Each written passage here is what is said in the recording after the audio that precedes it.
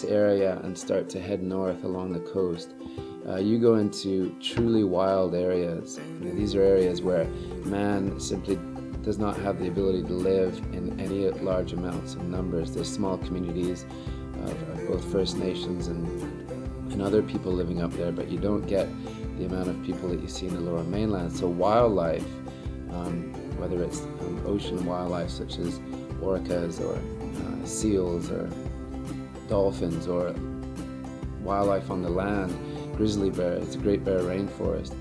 These areas are still intact as they've been for thousands and thousands of years, and they work on such a balance, such a cycle that if you drop oil into those areas, the loss of just wildness and the destruction to it would just be unprecedented.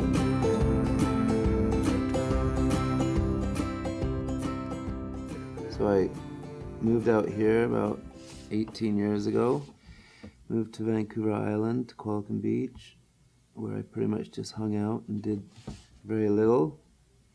Swam in oceans and rivers and just lived a bit of an island life for a while.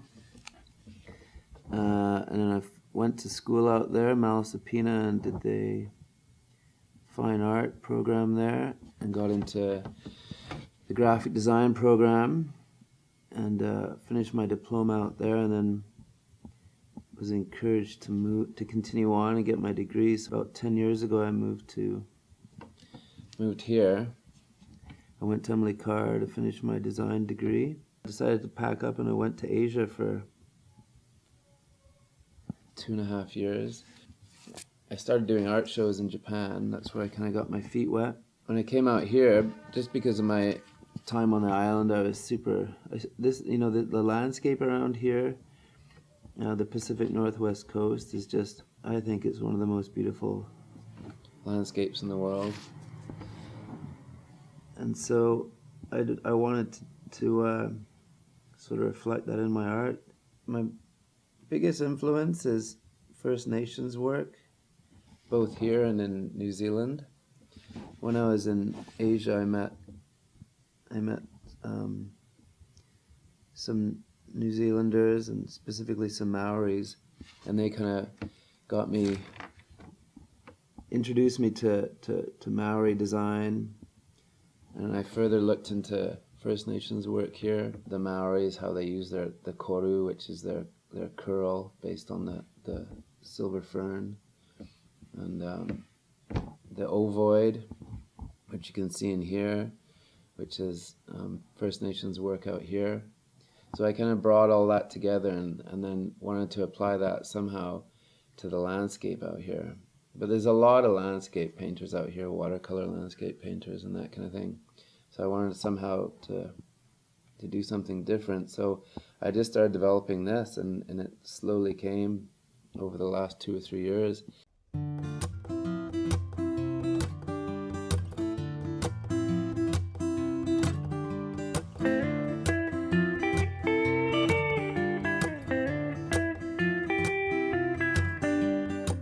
The biggest, I think, threat right now to this area of the world environmentally, apart from the larger global environmental concerns, is the possibility of increased oil tanker traffic coming out of both the Vancouver port and up north, bringing oil from the tar sands in Alberta through here and out into the rest of the world, into America, China, etc.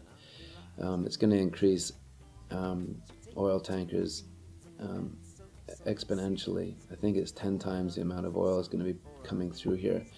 And while I understand the realities that we all live in a world where we use oil every day, whether it's driving your car or in byproducts of oil, like plastics and household products,